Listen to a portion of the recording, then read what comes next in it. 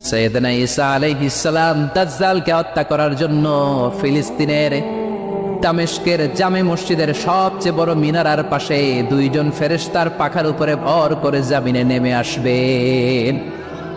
এই জায়গাটা অনেক গুরুত্বপূর্ণ জায়গা। আল্লাহ বলেছেন বারাক না হাওলা, এই পুরো এলাকাটাকে আমি বরকত দিয়ে ছেয়ে দিয়েছি। পড়েন আল্লাহু আকবার। আবার এই জায়গায় বিশাল একটা যুদ্ধ হবে। ফিলিস্তিনের একটা শহর আছে আল গৌতা, এই গৌতা শহরে মুসলমানদের কেন্দ্রবিন্দু হবে। কিয়ামতের আগ দিয়ে যা যা ঘটবে সব এই ফিলিস্তিনে ঘটবে। এই জন্য তিন আর জাইতুনের কসম কাটার মধ্য দিয়ে ফিলিস্তিনের কসম কেটেছে কে? এই ফিলিস্তিনের বাইতুল হাম, যেটাকে বলে বেথেলহাম, এই বেথেলহাম সিটিতে ঈসা আলাইহিস সালামের জন্ম। সুবহানাল্লাহ পড়েন। মনে থাকবে কোন শহরে? বেথেলহাম। বেথেলহাম শহরে ঈসা আলাইহিস সালামের জন্ম। তার মানে আল্লাহ ঈসা নবীর জন্মস্থানের কসম কাটলেন। এরপরে আল্লাহ বললেন ওয়াতুরে সিনিন, তুর পাহাড়ের কসম, সিনাই পর্বতের কসম। তুর পাহাড় হলো মিশরে, মিশর হলো মূসা আলাইহিস সালামের জন্মস্থান। আর ওয়াহাদাল বালাদিল আমিন, এই নিরাপদ শহরের কসম, মানে মক্কাতুল মুকাররমার কসম। মক্কা মুকাররমা কার জন্মস্থান? জোরে বলেন, আরো জোরে বলেন। বিশ্বনবীর জন্মস্থান। তিনজন বড় বড় পয়গম্বর যেই তিন দেশে এসেছে, আল্লাহ তিনটা দেশের কসম কাটলেন। তিনটা বড় বড় শরীয়তের ধারক বাহকে তিনজন নবী, উলুল আজমি মিনার রাসূল। এজন্য আল্লাহ বললেন ওয়াত্তিনি ওয়াজ-যাইতুনি ওয়া তুরি সিনিন ওয়া হাযাল বালাদিল আমিন। তিন আর জাইতুনের কসম, মানে ফিলিস্তিনের কসম। ওয়া তুরি সিনিন, তুর পাহাড়ের কসম, মিশরের সবচাইতে উঁচু পাহাড়, যে পাহাড়ের চূড়ার উপরে উঠে সাইয়েদনা মূসা আলাইহিস সালাম সরাসরি আল্লাহর সাথে কথা বলেছেন। ওয়া কাল্লামাল্লাহু মূসা তাকলিমা, সরাসরি, without any media, without any via, সাইয়েদনা মূসা আলাইহিস সালাম আল্লাহর সাথে কথা বলতেন। পৃথিবীতে চারটা আসমানি কিতাব সবচাইতে সেরা। এক হচ্ছে তাওরাত, দ্বিতীয়ত জাবুর, তৃতীয়ত ইনজিল, চতুর্থত কোরআন। তাওরাত আল্লাহ নাজিল করেছেন সাইয়েদনা মূসা আলাইহিস সালামের উপর, জাবুর নাজিল করেছেন দাউদ আলাইহিস সালামের উপর, ইনজিল নাজিল করেছেন ঈসা আলাইহিস সালামের উপর, আর বিশ্বনবীর উপর নাজিল করেছেন কোরআন। ঠিক কিনা? এই তাওরাতকে রব্বুল আলামিন স্বয়ং নিজ হাতে লিখে কাঠের ফলকের মধ্যে, তক্তার মধ্যে লিখে সাইয়েদনা মূসা আলাইহিস সালামকে দিয়েছে। সুবহানাল্লাহ। এটাকে আরবিতে বলে আলওয়াহ। লাউহের প্লুরাল হচ্ছে আলওয়াহ। কাঠের তক্তার মধ্যে আল্লাহ নিজে তাওরাত লিখেছেন। কিসের মধ্যে লিখছেন? কথা বলেন, শুনতেছেন? মনোযোগ আছে? কাঠের তক্তার মধ্যে তাওরাত লিখলেন। লিখে মূসা আলাইহিস সালামকে বললেন, মূসা ফিহি বুরহান, ফিহি হুদা, ফিহি হিদায়া। এই হচ্ছে তাওরাত কিতাব, আমি নিজ হাতে লিখে দিয়েছি। এর মধ্যে হেদায়েত আছে, এর মধ্যে বরকত আছে, এর মধ্যে বুরহান আছে, দলিল আছে। যাও এই কাঠের তক্তার মধ্যে লেখা তাওরাত কিতাবকে নিয়ে যাও, বনি ইসরাইলের কাছে এই তাওরাত কিতাবের দাওয়াত দাও। সাইয়েদনা মূসা আলাইহিস সালাম ছিলেন এক শক্তিশালী নবী। উনি ভাবলেন অল্প কয়েকটা তক্তা, কাউকে ডাকার দরকার নাই, আমার ভাই হারুন রে লাগবে না, আমি যথেষ্ট। আমার ভাই হারুন রে কষ্ট করে পাহাড়ের উপরে টেনে আনার দরকার নাই, 3-4টা তক্তা আমি নিজেই নিতে পারবো, নিজেই নিতে পারবো মনে করে সাইয়েদনা মূসা আলাইহিস সালাম আল্লাহর লেখা তক্তার উপরে যে তাওরাতের ফলক, এই ফলক ধরে টান দিয়েছে উঠানোর জন্য। আল্লাহ যেহেতু কিতাব দিয়েছে নিয়ে যায়, কিন্তু কি আজীব তামাশা, তক্তা ধরে কাঁধে তুলবে তো দূরের কথা, নাড়াতেই পারে না। সুবহানাল্লাহ, আসতে বলেন। নাড়াতেই পারেন। ওনার এত শক্তি, উনি এক থাপ্পড় মেরে ফেরাউনের বাবুর্চিকে ওই জায়গার মধ্যে দুনিয়া থেকে বিদায় করেছিলেন। এক ধাক্কা মারলে 10 জন 10 হাত দূরে যেয়ে পড়তো।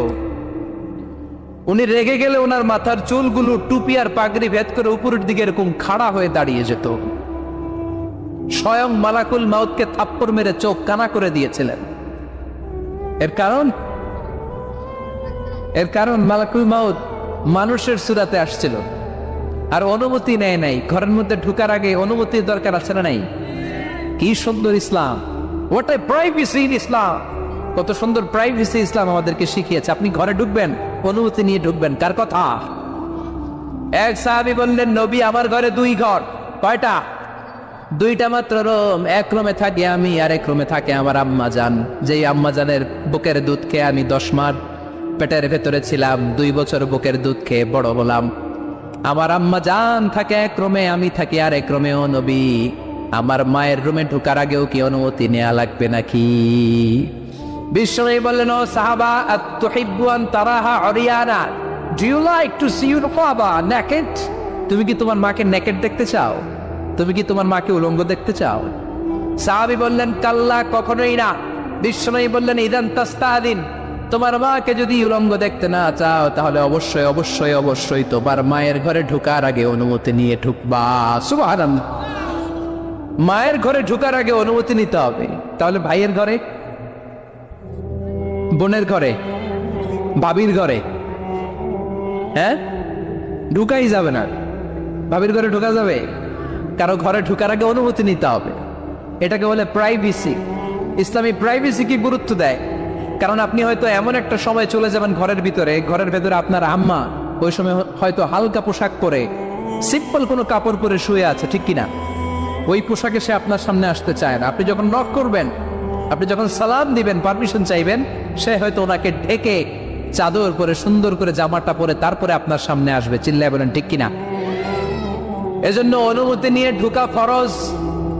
কারো ঘরে যখন যাবেন, আগে সালাম দিবেন, 3 বার সালাম দিবেন। 3 বার সালাম দেওয়ার পরে যদি উত্তর না পাওয়া যায়, চলে যাবেন। কার কথা? মানতে রাজি আছেন তো? এগুলো মানি না, এই জন্যই ঘরে অশান্তি, ফ্যামিলিতে অশান্তি।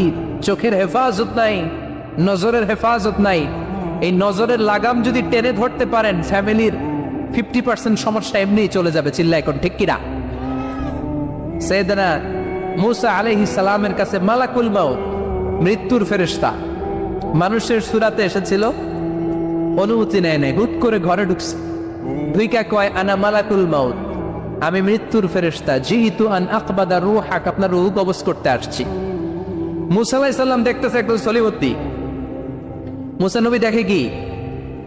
আর সলিমুদ্দি কয় কি? আমি মালাকুল মাউত। ভেজাল আছে না নাই? সাইয়েদনা মুসা আলাইহিস সালাম দেখে দিব্যি সাধারণ মানুষ, আর সে বলে আমি তোমার রূহ কবজ করতে এসেছি। মুসা আলাইহিস সালাম রেগে গেলেন, অনেক মেজাজ ওলা নবী ছিলেন। রাগের চোটে 1 থাপ্পড় দিলেন। থাপ্পড় খেয়ে মালাকুল মাউতের 1 চোখ নাই। বুখারীর বর্ণনা, ফাসাক্কাহু ফাফাকু আইনা, থাপ্পড় মারলেন, চোখ শেষ। মালাকুল মাউত বাঁচার জন্য দিলেন দৌড়। এক দৌড়ে আল্লাহর আদেশে আল্লাহর আরশে চলে গেলেন।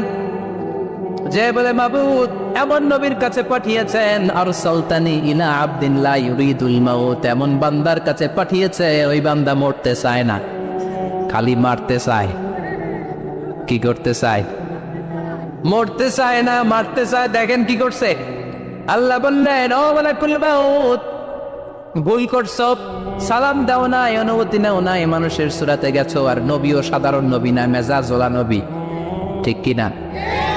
চিন্তা করে লাভ নাই, আমি কথা বলবো।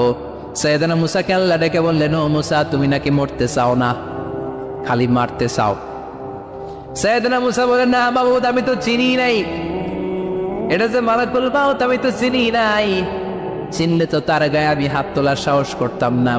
আল্লাহ বললেন, ও মুসা, যাও, দাইয়াদাকা আলা মাতনি সাউর, ওই যে একটা গাভী দেখা যায়, ষাঁড় দেখা যায়, ওই গরুর পিঠের উপরে তোমার ডান হাতটা রেখে দাও। সাইয়েদনা মুসা আলাইহিস সালাম গরুর পিঠের উপরে ডান হাত রাখলেন।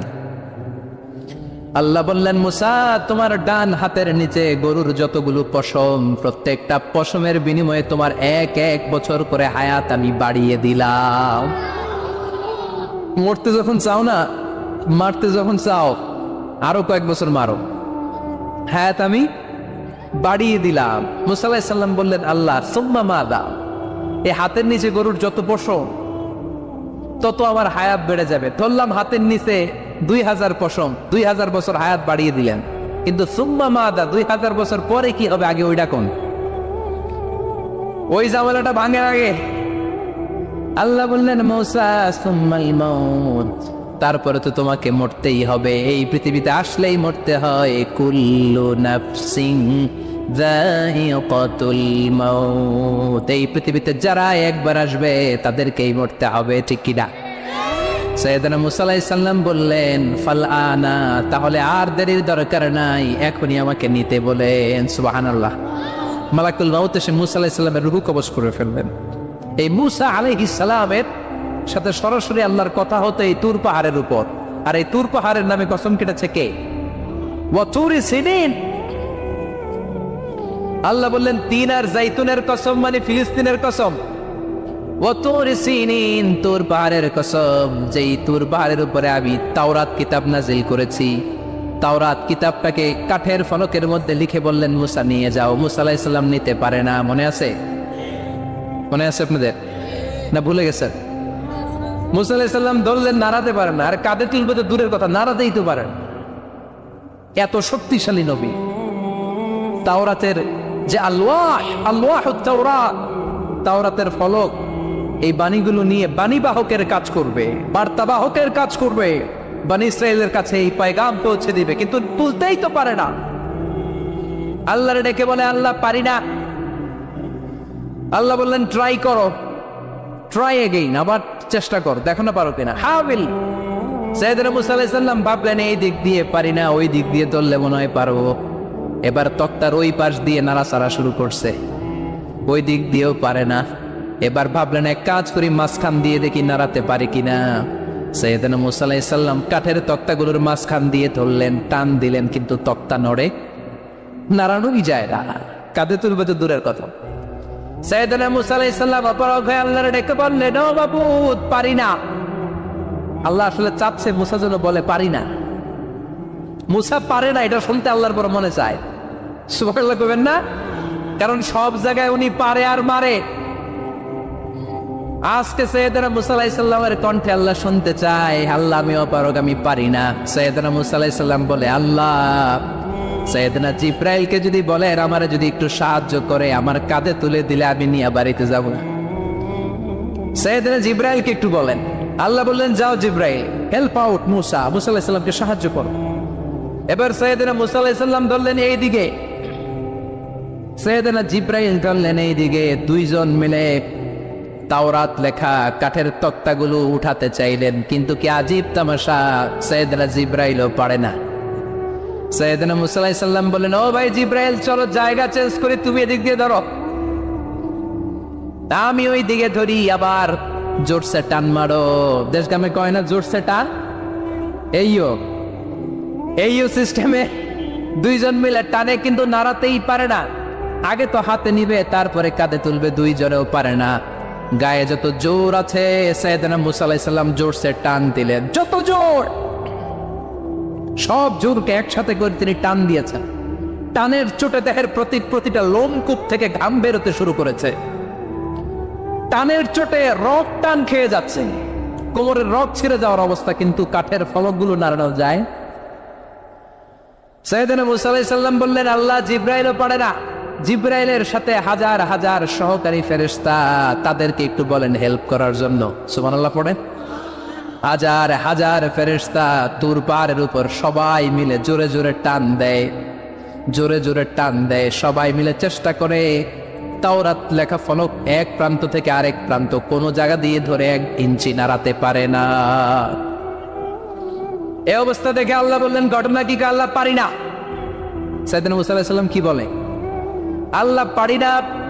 আল্লাহ বললেন মূসা এই ফলকগুলোর এত ওজন নয়, কাঠের এই তক্তাগুলোর এত ওজন নয়, কিন্তু এই কাঠের তক্তার মধ্যে যে বাণীগুলো লেখা হয়েছে বাণীগুলো কার?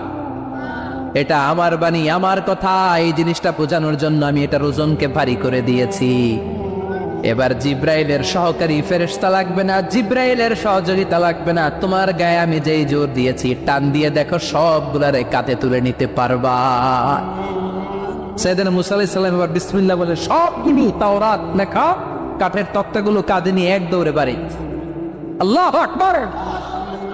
যেই পাহাড়ের উপর এই তক্তা টানাটানির ঘটনা ঘটেছে, পাহাড়টার নাম এজন্য আল্লাহ বললেন ওয়াত-তিনি ওয়াজ-যাইতুনি ওয়া তুরি সিনিন ওয়া হাযাল বালাদিল আমিন। তিন আর জাইতুনের কসম, তুর পাহাড়ের কসম। আবার তুর পাহাড়ের মধ্যে নূরের তাজাল্লি দিয়েছে কে? فلما تجلى ربه جعله دكا وخر موسى صعقا।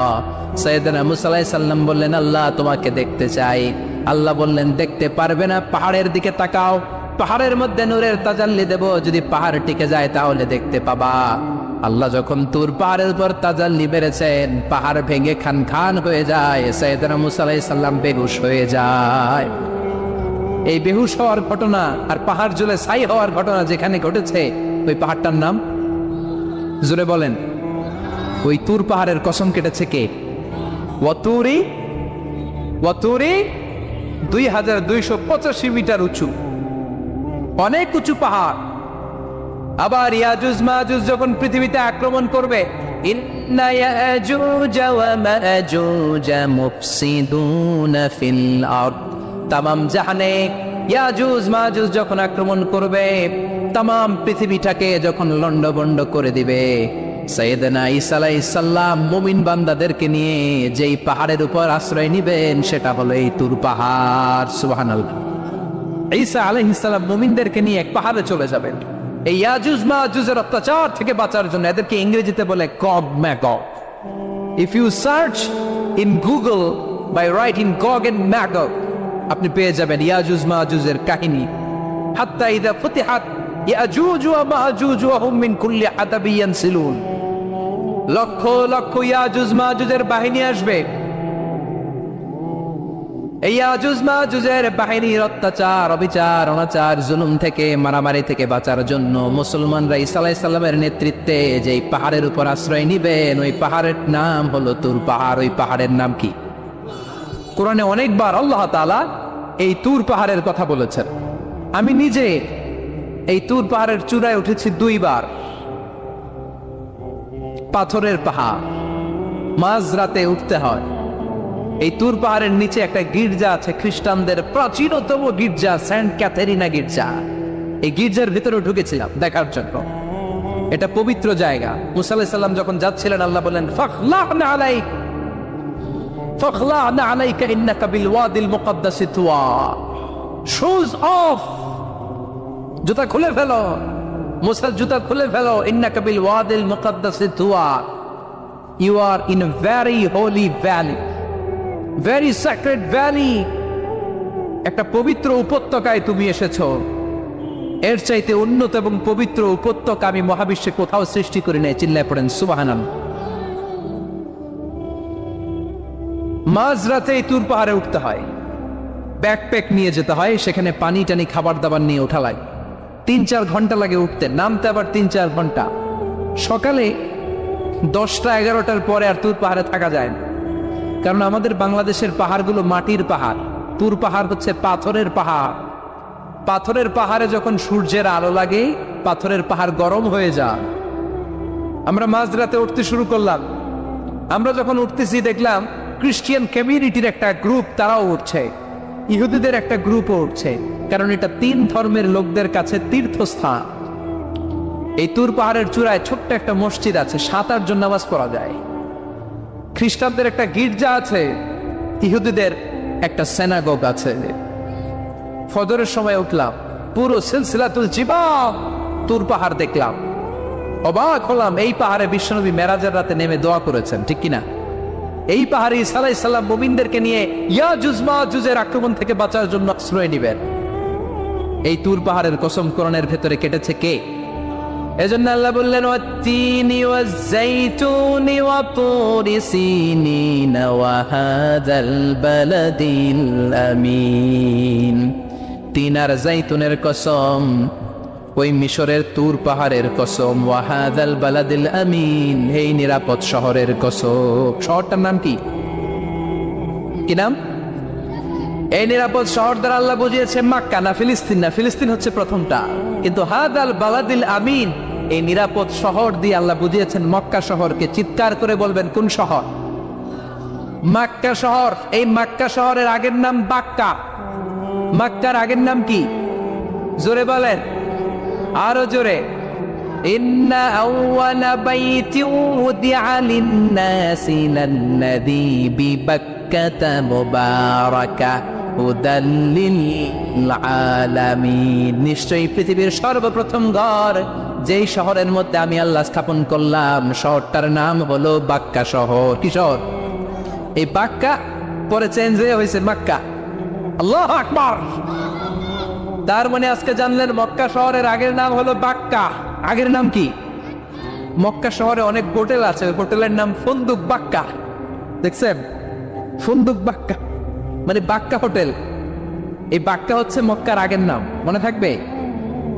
আল্লাহ বললেন হাদাল বালাদিল আমিন, এই নিরাপদ শহরের কসম, এই শহরের চেয়ে নিরাপদ শহর পৃথিবীর মধ্যে। ইউসাউইরুকুম ফিল আরহামি কাইফা ইয়াশা লা ইলাহা ইল্লা হুয়াল আজিজুল হাকীম। তিনি হলেন এমন সত্তা যিনি মায়ের পেটে থাকা অবস্থায় তোমাদের চেহারার ডিজাইন করে দিয়েছে। চিল্লায়া বলেন সুবহানাল্লাহ। তাহলে চারটা কসম কেটে আল্লাহ যে দামি কথাটা বললেন, লাকাদ খালাকনাল ইনসানা ফি আহসানি তাকওয়িম, সুন্দর আকৃতিতে তৈরি করেছি। এজন্য সুন্দর চেহারাটা নিয়ে যখন আয়নার সামনে দাঁড়াবেন, তখন আপনি আয়নার দোয়া পড়বেন আল্লাহুম্মা হাসসানতা খালকি ফাহসিন খুলুকি। বিশ্বনবীর চেহারা সুন্দর বেশি না কম? জোরে বলেন। চাঁদের চেয়ে সুন্দর তুমি নবী আমার কামলিওয়ালা, চাঁদের চেয়ে সুন্দর তুমি নবী আমার কামলিওয়ালা। দু জাহানের বাদশাহ তুমি প্যারা নবী সাল্লে আলা, দু জাহানের বাদশাহ তুমি প্যারা নবী সাল্লে আলা। চাঁদের চেয়ে সুন্দর তুমি নবী আমার কামলিওয়ালা। সুবহানাল্লাহ। বিশ্বনবীর চেহারাটা বড় সুন্দর ছিল। এত সুন্দর চেহারার মানুষ পৃথিবীতে দ্বিতীয়টা নাই। ওই চেহারা নিয়ে বিশ্বনবী আয়নার সামনে যখন দাঁড়াতেন, উনি বলতেন আল্লাহুম্মা হাসসানতা খালকি ফাহসিন খুলুকি। এর মানে হলো, আল্লাহ আমার চেহারাটা আপনি যেমন সুন্দর করেছেন, আমার চরিত্রটাও সুন্দর করে দিয়ে। This is the attitude. এটাকে বলা হয় attitude. What a marvellous amazing attitude he belongs. বিশ্বনবীর কি সুন্দর অ্যাটিটিউড ছিল। সুন্দর চেহারা নিয়ে আয়নার সামনে দাঁড়িয়ে তিনি বলতেন, আল্লাহ আমার চেহারাটা যেমনি সুন্দর করেছো, আমার চরিত্রটাকেও সুন্দর করে দাও। আমার বাহিরটা যেমন সুন্দর, আল্লাহ আমার ভেতরটারেও সুন্দর করে দিও। পড়েন আমিন। এই আয়নার দোয়া পারেন তো? আয়নার সামনে দাঁড়ায় এই দোয়া পড়েন তো? নাকি বলেন আয়না বসাইয়া দিও কলবের ভিতর? এগুলো বলবেন? পড়েন আল্লাহুম্মা হাসসানতা খালকি ফাহসিন খুলুকি, আল্লাহুম্মা হাসসানতা খালকি ফাহসিন খুলুকি। হে আল্লাহ, সবাই বলেন হে আল্লাহ তুমি আমার চেহারাটা সুন্দর করেছো, তুমি আমার চরিত্রটাও সুন্দর করে দিও। আমিন। আর জোরে পড়েন আমিন। এই জন্য নিজে যখন আয়নার সামনে দাঁড়াবেন এটা বলবেন, আপনার স্ত্রী যখন আয়নার সামনে দাঁড়ায় তখন এইটা বলবেন, আপনার বাচ্চা যখন আয়নার সামনে দাঁড়ায় তখন এই দোয়া পড়বেন। রাজি আছেন তো? আয়নার সামনে দাঁড়িয়ে আমরা বলবো হাসসানতা খালকি, আল্লাহ তুমি আমার চেহারাটা সুন্দর করেছো। আমরা সবাই সুন্দর, আমরা সবাই সুন্দর। যার কালার কালো, কালো চামড়ার লোক, তার মধ্যে একটা সৌন্দর্য আছে না নাই? আল্লাহ বললেন এই কালো আর দলো এগুলো তো বাইরে। তোমাদের গায়ের রঙের ভিন্নতা, ভাষার ভিন্নতা, এগুলো আল্লাহর মিরাকেল। একজন সাদা, একজন কালো, একজন ধূসর বর্ণের, এক একজনের চেহারার সাথে আরেকজনের চেহারার মিল নাই। সুবহানাল্লাহ। এটাই সৌন্দর্য। এজন্য আল্লাহ বললেন লাকাদ খালাকনাল ইনসানা ফি আহসানি তাকওয়িম। আমি গোটা মানব জাতিকে চমৎকার একটা স্টাইল দিয়ে তৈরি করেছি। এই স্টাইলের সাথে পৃথিবীর কোনো প্রাণীর কোনো মিল থাকে না। সুবহানাল্লাহ। কি অসাধারণ আমাদের কাঠামো। আপনি যদি হিউম্যান ব্রেইন নিয়ে চিন্তা করেন, আমাদের ব্রেইনের ক্যাপাসিটি কিন্তু অনেক বেশি। এই পৃথিবীতে সবচেয়ে পাওয়ারফুল যে কম্পিউটার আবিষ্কার করা হয়েছে এটার নাম Cray-1 super computer. United states of আমেরিকাতে যারা মিলিটারি বেসে জব করে তাদের ম্যাথমেটিক্যাল ইকুয়েশন ড্র করার জন্য, সলিউশন করার জন্য এই ক্রে 1 সুপার কম্পিউটার তারা ইউজ করে। বিজ্ঞানীরা হিউম্যান ব্রেইনের ক্যাপাসিটির সাথে ওই ক্রে 1 সুপার কম্পিউটারের তুলনা করেছে। তারা তুলনা করে দেখেছে ক্রে 1 সুপার কম্পিউটারের চেয়েও আমাদের ব্রেইন শতগুণ বেশি শক্তিশালী। আমাদের হেয়ারিং সিস্টেম নিয়ে যদি আপনি গবেষণা করেন অবাক হয়ে যান। এই যে কানের মধ্যে এখানে পেঁচানো দেখা যায়, এটা কি আল্লাহ এমনি এমনি দিছে? মা খালাকতা হাদা বাতিলা, এমনি এমনি আল্লাহ কিচ্ছু দেয় নাই। এই পেঁচানো ডিজাইন না থাকলে আপনি শুনতে পেতেন না। আপনার কান দুইটা যদি কেটে কান কাটা রমজান করে দেয়, আপনি কোনো আওয়াজ শুনতে পাবেন না।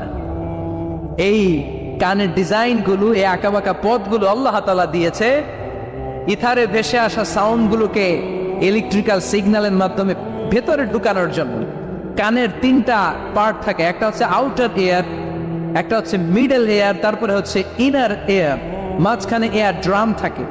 এই আউটার এয়ার থেকে, মিডল এয়ার থেকে, তারপরে ইনার এয়ারে ইলেকট্রিক্যাল সিগন্যাল দিয়ে বাতাসে ভেসে আসা এই সাউন্ডের ওয়েভগুলো, এই তরঙ্গগুলোকে ইলেকট্রিক্যাল সিগন্যাল দিয়ে ট্রান্সমিট করে ব্রেইনের হেয়ারিং নার্ভের কাছে পাঠিয়ে দেয়। এই সূক্ষ্ম কাজগুলো হতে আসলে অনেক সময় লাগে, কিন্তু 1 সেকেন্ডের মধ্যে আমি বলছি আর আপনারা সেকেন্ডে শুনছেন। চিল্লা এখন সুবহানাল্লাহ। আবার কান যেখানে রাখা দরকার আল্লাহ ওইখানে রাখলেন, চোখ দুইটা যেখানে দেয়া দরকার ওইখানে দিলেন, নাক যেখানে দেয়া দরকার ওইখানে, মুখ যেখানে দেয়া দরকার। এর চেয়ে সুন্দর করে কি আর তৈরি করা যেত? নাক এইখানে না রেখে অন্য জায়গায় সেট করলে কি বেশি সুবিধা হতো? নাক যদি পেছনে থাকতো, খাওয়ার সময় খাবারটা বাসি না ভালো এটা ঘ্রাণ নেয়ার জন্য সব সময় খাবার পেছনে নিয়ে ধরা লাগতো, ঠিক কিনা? তার মানে নাক এই জায়গায় রাখাতে সুবিধা হয়েছে না? সুবহানাল্লাহ কইবেন না? কি সুন্দর মুখটা দিলেন, হ্যাঁ, কি সুন্দর চোখ দিলেন। এই কান দিয়ে আমরা শুনি, দেখেন কানের সেটিংটা কত সুন্দর। ধরেন ফর এন এক্সাম্পল, উদাহরণস্বরূপ, এই কানটা আল্লাহ এইখানে না রেখে এই কান যদি আপনার এই বাম বগলের ভিতরে দিত, আর এই কান যদি আপনার এই বগলের নিচে দিত, তাহলে আজকে মিজানুর রহমান আজহারের ওয়াজ শোনার জন্য সবার এইভাবে বসে থাকা লাগতো 1.5 ঘন্টা। কারণ এইভাবে এখন যেভাবে আছেন এইভাবে বসে থাকলে তো কান চাপা পড়ে যেত, কথা একটাও শোনা যেত না। সুবহানাল্লাহ কইবেন না? চোখের সেটিংটা কত সুন্দর। চোখ এইখানে না রেখে যদি মাত্র 2 ইঞ্চি উপরে এইখানে দিত, সেজদা দিতে পারতেন। শীতকালে যে ফুটবল খেলেন, হেড দিতে পারতেন। হেড দিতে গেলে বল চোখের মধ্যে লাগা, চোখ শেষ। সুবহানাল্লাহ পড়েন। কি অসাধারণ অবকাঠামো! এই হিউম্যান অ্যানাটমি নিয়ে গবেষণা করলে মানুষ অবাক হয়ে যায়। দেহের ভেতরে কি সমস্ত যন্ত্রপাতি দিলেন, কিডনি দিলেন, গল ব্লাডার দিলেন, হার্ট দিলেন, লাং দিলেন। যেখানে যে অঙ্গটা রেখে দেওয়া দরকার ঠিক সেইভাবে মায়ের পেটে থাকতেই আমাদের ডিজাইন দিয়েছে কে? এতগুলো ডিজাইনের মালিক কে?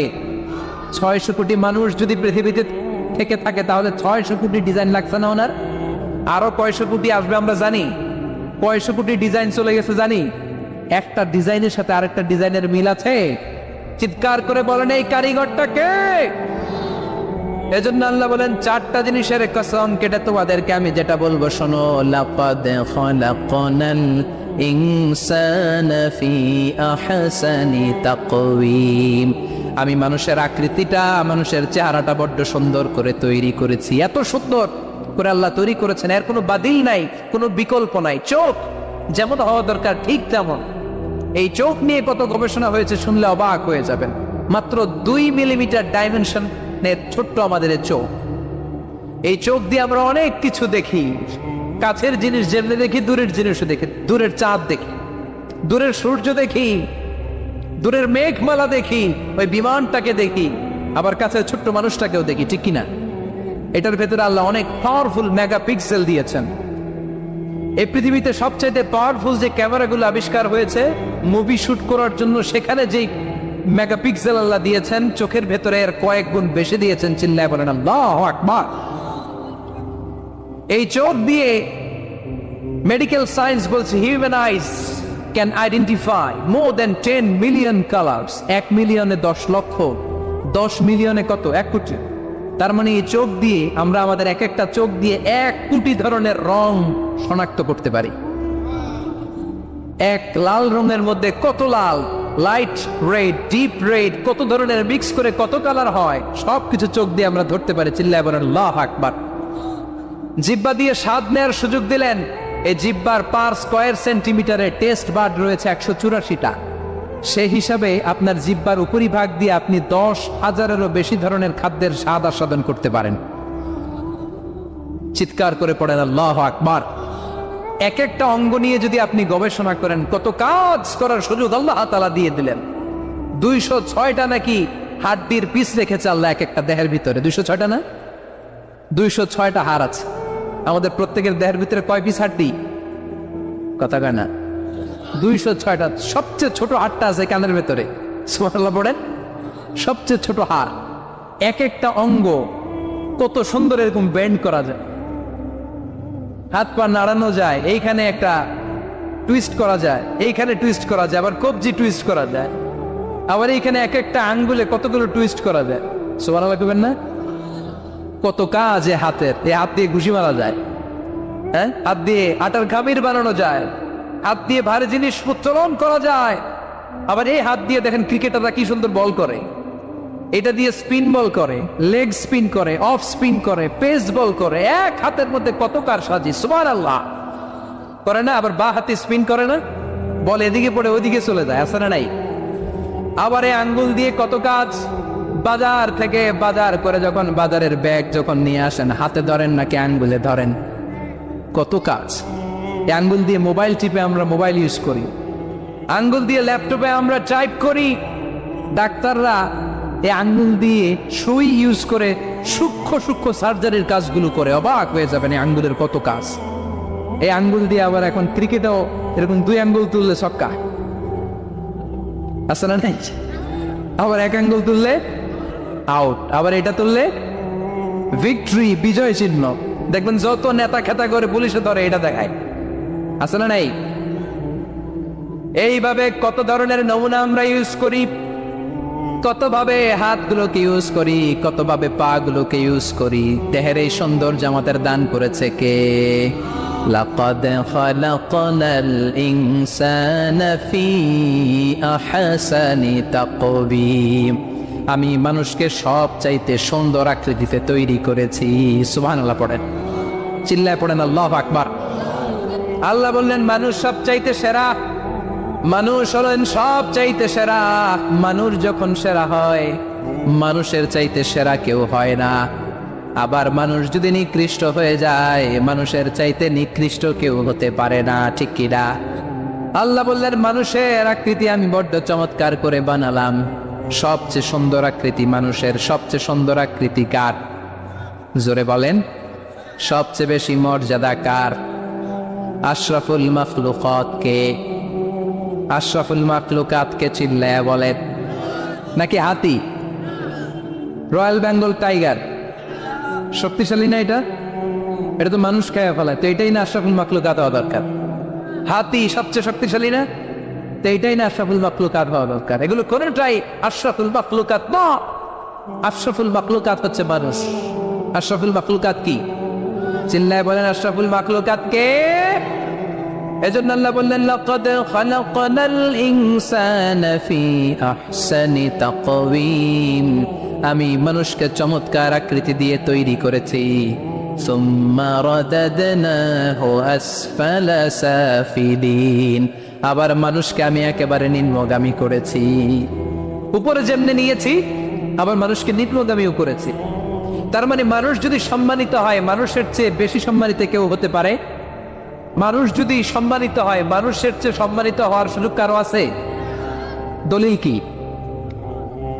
দলিল হচ্ছে বিশ্বনবী যখন মেরাজে যাচ্ছিলেন, একটা সার্টেন লেভেল, যে একটা নির্দিষ্ট জায়গায় যে সাইয়েদনা জিব্রাইল বললেন ইয়া রাসূলুল্লাহ আমি আর উপরে যেতে পারবো না, আমার খেলা এই জায়গায় শেষ, নবী আপনার খেলা এখন শুরু। সুবহানাল্লাহ। ও নবী, এই জায়গার নাম সিদরাতুল মুনতাহা, এটা সীমান্ত বৃক্ষ, এটা হচ্ছে বর্ডার এরিয়া। কি এরিয়া? এটা হলো বর্ডার এরিয়া, এখানে আমার খেলা শেষ। আজীবন আমি এই জায়গায় এসে কান পেতে আল্লাহর অর্ডার শুনেছি, আর ওই অর্ডার তামিল করার জন্য দুনিয়াতে নেমেছি। আমি জিব্রাইলের উপরে যদি 1 ইঞ্চি উপরে ওঠার চেষ্টা করি, আমার শত শত পাখাগুলোকে জ্বালিয়ে ছাই করে দিবে কে? সাইয়েদনা জিব্রাইল আর উপরে যেতে পারে নাই। যেখানে সাইয়েদনা জিব্রাইলের খেলা শেষ, ওইখানে বিশ্বনবীর খেলা শুরু হয়েছিল। কোন সুবহানাল্লাহ। তার মানে মানুষ যখন উপরে ওঠে, এত উপরে উঠে যায়, ফেরেশতাদেরকেও হার মানিয়ে ফেরেশতাদের উপরে চলে যায়। আবার মানুষ যখন নিচে নামতে শুরু করে, শয়তানকেও হার মানিয়ে নিচে চলে যায়, ঠিক কিনা? তার মানে হাইয়ার হলে সব দিক দিয়ে হাইয়ার। হাইয়েস্ট তো অল ক্রাইটেরিয়াতে সে হাইয়েস্ট, লোয়েস্ট তো অল ক্রাইটেরিয়াতে সে লোয়েস্ট। মানুষ ভালো হলে এর চেয়ে ভালো আর হয় না, মানুষ খারাপ হলে তার চাইতে খারাপ আর হয় না। এজন্য আল্লাহ বললেন সুম্মা রাদাদনাহু আসফালা সাফিলিন। মানুষকে যেমনি আমি সুন্দর আকৃতি দিয়ে তৈরি করেছি, আবার ওই মানুষকে আমি আল্লাহ নিম্নগামী করেছি। যেটা উপরে ওঠে ওইটা আবার নিচেও নামা লাগে, ঠিক কিনা? নিরাশ হবেন না, হতাশ হবেন না, হাল ছাড়বেন না, ভরসা রাখুন কার উপর? মনে থাকবে এই সূরার সেন্ট্রাল থিম বা সাবজেক্ট ম্যাটার, কেন্দ্রীয় আলোচ্য বিষয় হচ্ছে নিরাশ হওয়া যাবে না, হতাশ হওয়া যাবে না, হাল ছেড়ে দেওয়া যাবে না, ভরসা রাখতে হবে কার উপর? এজন্য আল্লাহ আলোর কথা বলেছেন। সুবহানাল্লাহ পড়েন। এই সূরা নাজিলের একটা ব্যাকগ্রাউন্ড আছে, শুনবেন? কোন প্রেক্ষাপটে নাজিল হলো শুনবেন? এই সূরাটা হচ্ছে সূরাতুদ দুহা, হচ্ছে মাক্কি সূরা। কি সূরা? সবাই কোন? মাক্কি সূরা, এবং মাক্কি যুগের একেবারে শুরুর দিকে নাজিল হওয়া সূরা। বিশ্বনবীর কাছে কোরআনের শুরুর দিকে যে সমস্ত আয়াত নাজিল হয়েছে, বিশ্বনবী প্রচার করেছেন।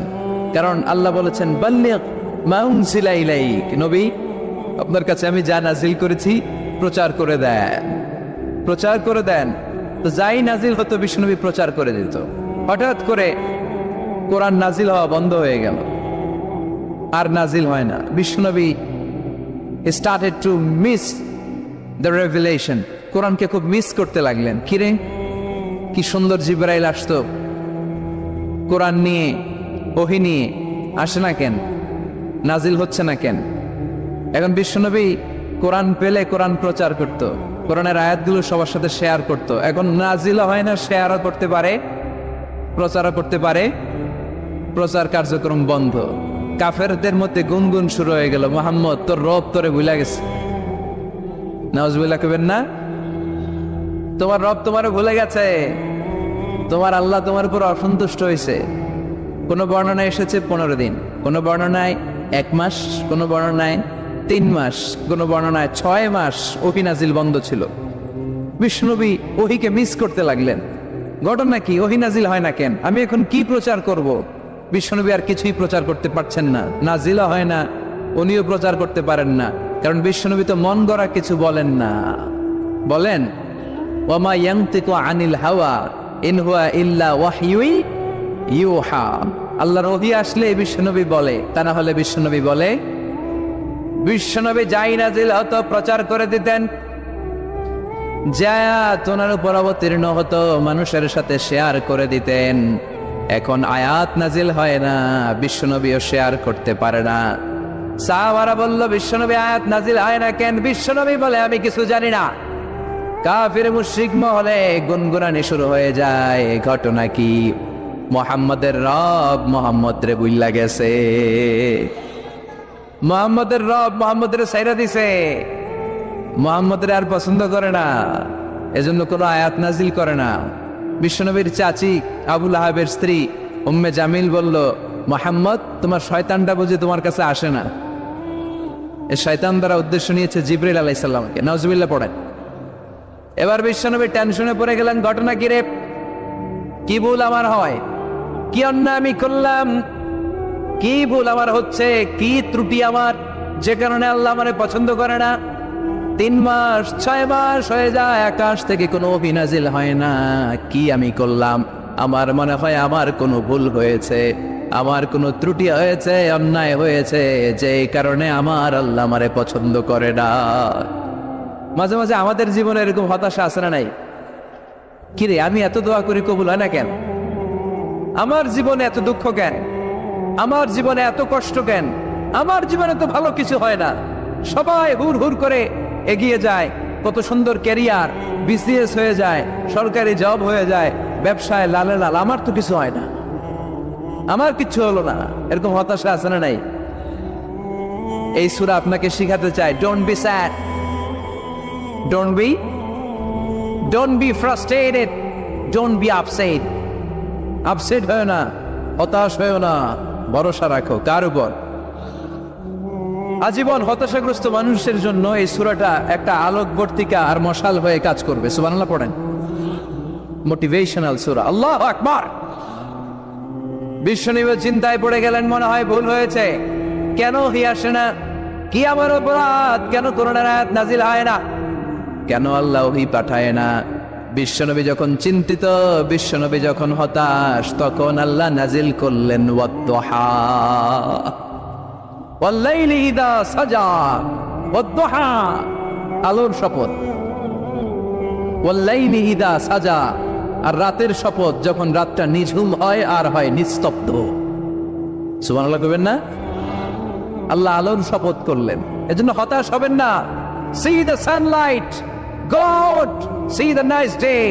কত সুন্দর দিন, কত সুন্দর আলোক উজ্জ্বল দুপুর, কত সুন্দর সকাল। সুবহানাল্লাহ পড়েন। হতাশ হবার কোনো কারণ নাই। আপনার আল্লাহ আপনার সাথে আছে না নাই? আপনি আপনারা যত ভালোবাসেন তার চেয়েও আপনারা বেশি ভালোবাসে কে? আপনার বাবা মা আপনারা যত মায়া করে তার চেয়েও আপনারা বেশি মায়া করে কে? আল্লাহ বললেন ওয়াদ-দুহা, সকালবেলার সূর্য কিরণের শপথ, ওয়াল-লাইলি ইযা সাজা, আর রাত্রির শপথ, রাত্রিটা যখন নিঝুম হয় আর নিস্তব্ধ হয়। সুবহানাল্লাহ পড়েন। তাহলে আল্লাহ আলো আর অন্ধকারের শপথ বা কসম কাটলেন, ঠিক কিনা? আলো দ্বারা আল্লাহ তাআলা ওহীর আগমনকে বুঝিয়েছেন, আর অন্ধকার দ্বারা ওহীর অনুপস্থিতি বুঝিয়েছেন। সুবহানাল্লাহ। আল্লাহ বুঝাতে চাইলেন, নবী আমি আপনার উপর রাগ করি নাই, আমি আপনারে বলে যাই নাই যেমনটা কাফির মুশরিকের বাচ্চারা বলে, আমি আপনারে ছেড়ে দেই নাই, আমি আপনার উপর অসন্তুষ্ট হই নাই। সব সময় যদি সূর্যের আলো থাকে, রাত্রে ঘুমাইতে পারবেন? ধরেন 365 দিনই খালি আলো আর আলো, খালি সূর্যের আলো, রাত আর নাই, ভাল লাগবে? আবার সব সময় রাত, সূর্যের আলো নাই, ভাল লাগবে? রাত দিন দুইটার দরকার আছে না নাই? এই আলো দ্বারা আল্লাহ ওহীর কথা বুঝালেন। আল্লাহ বুঝাতে চাইলেন, নবী আলোর শপথ আর অন্ধকারের শপথ, আমি যেমনি আলোর পর অন্ধকার দেই, তেমনি ওহীর পর মাঝে মাঝে ওহী না পাঠিয়ে আপনাকে বিশ্রাম নেওয়ার সুযোগ করে দেই। বিশ্বনবীর কত ভালোবাসতেন আল্লাহ, কারণ ওহী রিসিভ করার মধ্যে একটা কষ্ট আছে না নাই? ও নবী, সব সময় যদি ওহী নাজিল হয়, আপনার স্নায়ু, আপনার দেহ, আপনার মাংসপেশি এই ওহী রিসিভ করতে পারবে না, আপনার স্নায়ু এটা বরদাস্ত করতে পারবে না। ওহীর একটা কিরণ আছে, সূর্যের যেমনি তেজ আছে, আলো আছে, ওহীরও কিরণ আছে। সব সময় এই কিরণ আকাশ থেকে আপনার গায়ে পড়লে আপনি সহ্য করতে পারবেন না। তেমনি আলোর পরে যেমনি আধারের দরকার, কিছুদিন ওহী আসার পরে ওহী বন্ধ থাকার দরকার আছে না নাই? সুবহানাল্লাহ পড়েন। বিশ্বনবীর আরামের জন্য আল্লাহ ওহী বন্ধ করে দিলেন। আল্লাহু আকবার। কারণ সব সময় ওহী আসাটা ভালো না। সব সময় ওহী আসলে বিশ্বনবী সহ্য করতে পারতেন না। কারণ মা আয়েশা বলতেন, শীতের রাতে যখন বিশ্বনবীর উপর ওহী নাজিল হতো, ওহীর প্রেসারে বিশ্বনবীর গলার দাড়ি দিয়ে ঘাম ঝরে ঝরে পড়তো। আমরা তো মাগনা কোরআন পাইছি, কোনো কষ্ট করা লাগে নাই, কোনো পরীক্ষা করা লাগে নাই।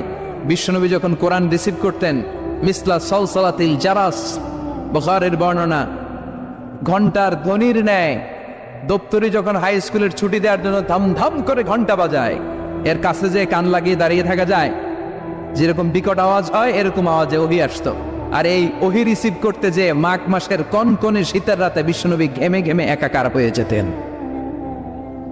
আবার বিশ্বনবী যখন ওটের উপরে বসা অবস্থায় ওহী নাজিল হতো, ওহীর ভাড়ে, ওহীর চাপে, ওহীর প্রেসারে, কোরআনের প্রেসারে ওটের বুকটা জামিনের মধ্যে লেগে যেত। আবার ঘোড়ার উপরে বসে থাকা অবস্থায় যখন কোরআনের আয়াত ওহী নাজিল হতো, ঘোড়ার পা গুলো মরুভূমির বালুর ভেতরে দেবে যেত। বিশ্বনবীর এক সাহাবা যায়েদ রাদিয়াল্লাহু তাআলা আনহুর পায়ের মধ্যে মাথা রেখে বিশ্বনবী একবার ঘুমাচ্ছিলেন। 1 ঘন্টা 2 ঘন্টা ঘুমিয়ে রইলেন, যায়েদ মাথায় ব্যথা পায় না। হঠাৎ বিশ্বনবী ঘুম থেকে জাগলেন। জাগার পর ওইখানে কি হয়েছে? এত গ্যাদারিং এর ভেতরে সমস্যা তো হবেই। গরম লাগবে, ধাক্কা ধাক্কি, আমারে দেখা যাবে না, এই ভাই আপনি সরেন, এই ক্যামেরা নামাও, এগুলো বলা যাবে? এগুলো বললে আজকে আমি ওয়াজ করতে পারবো? যে যেইখানে যে অবস্থায় আছেন আল্লাহর ওয়াস্তে বসেন। আমি আর অল্প কয়েক মিনিট কথা বলবো। আমি জানি অনেকে আমাকে দেখতে পাচ্ছেন না, মাইকের অবস্থাও ভালো না, যতটুকু শোনা যায় পিন ড্রপ সাইলেন্ট লাগবে, পিন পতন নীরবতা। নীরব না হলে তো ওয়াজ করা যাবে? আর কোনো আওয়াজ শুনবো আমি? তাহলে থামেন। ওহি রিসিভ করতে বিশ্বনবীর কত কষ্ট হতো খেয়াল করে শুনুন। আবার ডানে বায়ে তাকায়, শাওয়ারের ভাইয়েরা এদিকে তাকান, আমার দিকে হয়েছে, বাস আমার দিকে তাকান। ওহি রিসিভ করতে বিশ্বনবীর কত কষ্ট হতো। যায়েদ রাদিয়াল্লাহু তাআলা আনহুর পায়ের মধ্যে মাথা রেখে বিশ্বনবী শুয়ে আছেন। 1 ঘন্টা 2 ঘন্টা শুইলেন, উনি ব্যথা পায় না। হঠাৎ বিশ্বনবী ঘুম থেকে জাগলেন, জাগার সাথে সাথে আকাশ থেকে কোরআনের আয়াত নাজিল হতে লাগলো। আর যায়েদ বলে 2 ঘন্টায় আমার কিছু হয় না, কিন্তু যখনই আমার রানের মধ্যে মাথা রেখে বিশ্বনবী শুয়ে আছেন আর কোরআনের আয়াত নাজিল হতে লাগলো, আমার মনে হচ্ছে আমার রানটা ফেটে টুকরা টুকরা হয়ে যাবে, আমার হাড্ডি ফেটে খান খান হয়ে যাবে। ওহির বার, তার মানে একটা কাঠিন্যতা আছে না নাই? এজন্য আল্লাহ বিশ্বনবীরা ডেকে বললেন, নবী আমি রাগ হই নাই, আমি আপনারে ভুলে যাই নাই। বারবার সূর্যের আলো থাকলে, সব সময় সূর্যের কিরণ থাকলে যেমনি আরাম লাগে না, বারবার ওহি রিসিভ করতে যেই কষ্টটা আপনার হয়, আমি আরশের উপর থেকে দেখে আমার সহ্য হয় না। এজন্য আপনাকে বিশ্রামের ব্যবস্থা করে দিলাম, এই জন্য কিছুদিন ইচ্ছা করে আমি ওহি বন্ধ করে দিলাম। والضحى والليل إذا سجى ما ودعك ربك وما قلى। সকালবেলার সূর্য কিরণের শপথ, রাতের নিস্তব্ধতার নিঝুম রাত্রির শপথ। মা ওয়াদ্দাআকা রব্বুকা ওয়া মা ক্বালা, আপনার রব আপনারে ভুলে যায় নাই, আপনার উপর অসন্তুষ্ট হয় নাই। সুবহানাল্লাহ পড়েন। তাহলে কাফেররা যা বলেছে এটা ওদের মুখের উপরে, জোরে কোন ঠিক কিনা? উম্মে জালিল বিশ্বনবীকে যে গালি দিয়েছে, ওর গালি ওর মুখের উপরে, জোরে বলেন ঠিক কিনা? আমার নবীরে যারা কবি বলে গালি দেয়, ওই গালি ওদের মুখের উপরে, ঠিক কিনা? আমার নবীরে যারা পাগল বলে গালি দেয়, ওদের গালি ওদের মুখের উপরে, ঠিক কিনা? আমার নবীরে যারা লেস কাটা নির্বংশ বলে, ওদের 14 গোষ্ঠী নির্বংশ, জোরে বলো ঠিক কিনা? আমার নবীর সম্মানের বিরুদ্ধে যদি কথা বলে, তাদের বিরুদ্ধে আমাদের হুঙ্কার আর লড়াই আছে না নাই? বিশ্বনবীরে গালি দিলে কলিজে আগুন লাগে? কার কার লাগে? হাত তুলে আল্লাহর দেখা।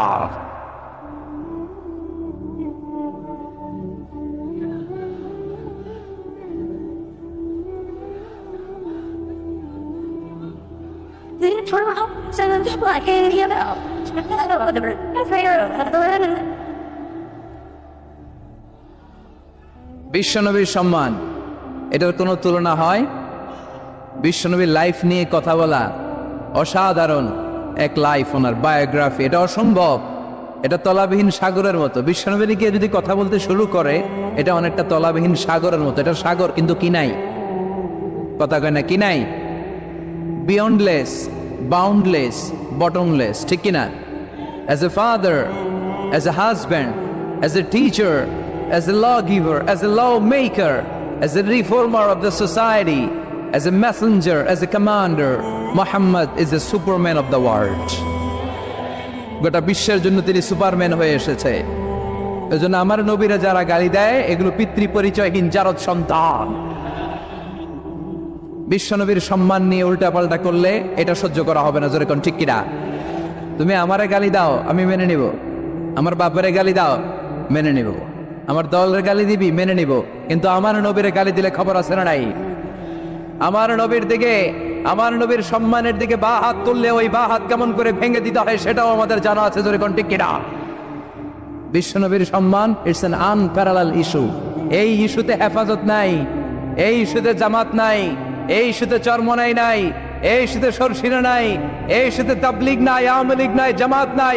17 কোটি মানুষ এক প্ল্যাটফর্মে দাঁড়িয়ে যায়, চিল্লায় বলেন ঠিক কিনা? কারণ এই নবীর সুপারিশ ছাড়া আমি আপনি জান্নাতে যেতে পারবো না, জোরে কোন ঠিক কিনা? এজন্য নবীর ভালোবাসা, নবীর প্রতি মাহাব্বত অন্তরে থাকার দরকার আছে না নাই?